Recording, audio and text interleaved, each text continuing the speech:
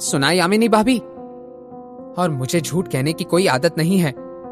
अब इस नालायक आहान ने अपनी गलती मान ली है, तो फिर मुझे 25 लाख दे दीजिए और इस मामले को रफा दफा कर दीजिए। मॉम, रतन ने शुरुआत की थी। वो मुझे थप्पड़ मारने आ रहा था। आहान ने ये सब मुझे बचाने के लिए किया है। शनाया को सीमा बुआजी पर गुस्सा आ रहा था, लेकिन मिसेस यामिनी गिल ने शनाया को और सीमा बुआजी को नजरअंदाज कर दिया। तुम्हें हाथ उठाने की क्या जरूरत थी आहान? भाभी, वो नई कार मेरे बेटे को दे दो, और जब शनाया वापस आए तब उससे कहना कि मेरे पास 25 लाख रुपए कैश ले आए। क्योंकि मिसेस यामिनी गिल के पास कोई दूसरा ऑप्शन नहीं था, उन्होंने चुपचाप हामी भर दी। उनकी हामी को जानने के बाद सीमा बुआजी मन ही मन में मुस्कुराते हुए बोली, अरे वाह, अब तो मेरे पास एक महंगी कार भी है और ढेर सारा पैसा भी। अब जब तक मेरे पास वो राज है तब तक मेरी जिंदगी आराम से कटेगी। जहां एक तरफ कोई आहान की वजह से खुशियां मना रहा था, आहान थोड़ा डिप्रेस महसूस कर रहा था। आहान ने कभी भी मिसेस यामिनी गिल की कड़वी बातों को दिल पर नहीं लिया था, मगर आज उसे वो बहुत चुभ गई थी। तभी शनाया अपने बिल्डिंग से बाहर आई। उसने आहान की उदास आंखें देखी। मैं बहुत बड़ी बेवकूफ हूं। उसका दिल बहुत साफ है, तभी तो खुद से ही पहले वो मेरे और मॉम डैड के बारे में सोचता था। एकदम से शनाया को आहान का चेहरा याद आया और वो भागकर आहान के पास चली गई। शनाया, क्या हुआ? क्या आप ठीक हैं? आहान, आई एम सॉरी। पता नहीं घुटनों के बल बैठकर उस रतन से माफी मांगने की बात को तुमने चुपचाप कैसे सुन लिया। अगर मैं तुम्हारी जगह होती तो वो सब सहन नहीं कर पाती। मैं ठीक हूं, आपको फिक्र करने की कोई जरूरत नहीं है। मैं तुम्हारी वाइफ हूं, याद है ना? हम दोनों एक टीम हैं। तुम्हें मेरे सामने ठीक होने का दिखावा करने की कोई जरूरत नहीं है। मैं शर्मिंदा हूं, प्लीज मुझे माफ कर दो। शनाया, आपको मुझे कभी भी सॉरी नहीं कहना है। आप कुछ गलती कर ही नहीं सकती।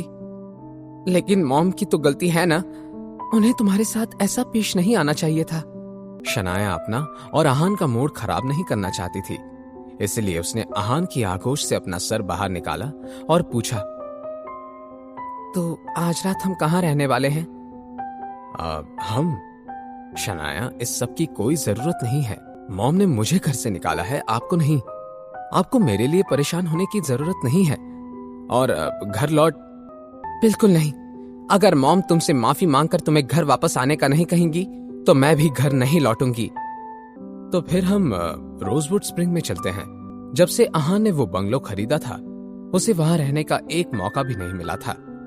वो चाहता था कि शनाया को वो उसके अपने घर में ले जाए, लेकिन इस वक्त शनाया कुछ और ही फील कर रही थी। उससे कंफ्यूज होकर आहान से कहा, रोजवुड स्प्रिंग?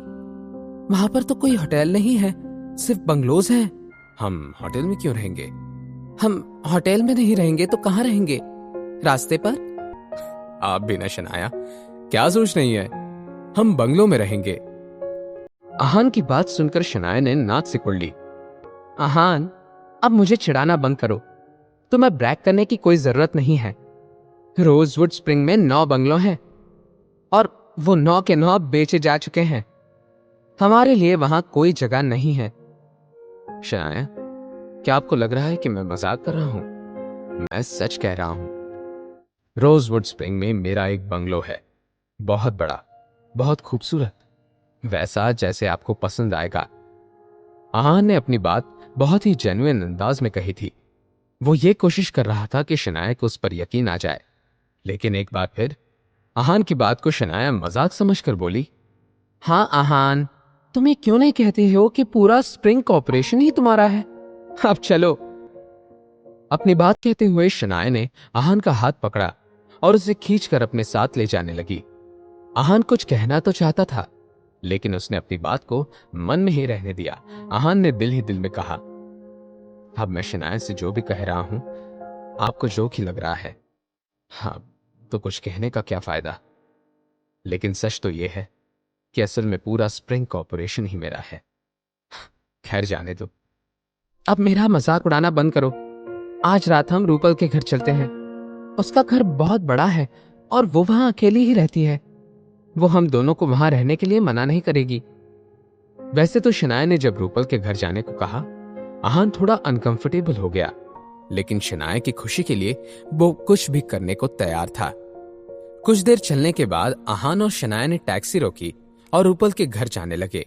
टैक्सी में बैठने के बाद जब शनाया ने रूपल को अपने आने की खबर दी तो उसे सब कुछ बता दिया। कुछ देर के बाद वो दोनों रूपल के घर के बाहर थे।